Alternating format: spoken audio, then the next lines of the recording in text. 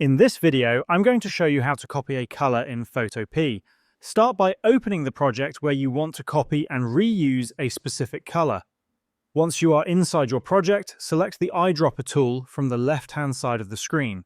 If another tool is visible in that position, such as the crop or slice tool, simply right-click on it and choose the eyedropper tool from the menu. You can also use the shortcut key if you prefer.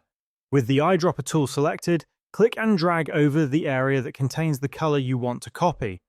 As you move your cursor, you will see the color preview updating in real time. When you reach the exact shade you need, release the mouse button. The selected color will now appear in the color box at the bottom left corner of your screen. Clicking on it will also show you the exact color code if you need it.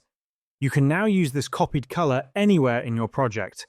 For example, you can apply it using the brush tool, paint bucket tool, or any other drawing tool.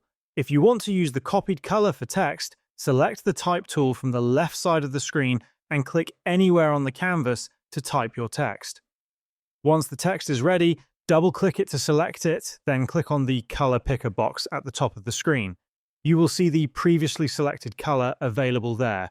Simply choose it, click OK, and the color will be applied to your text.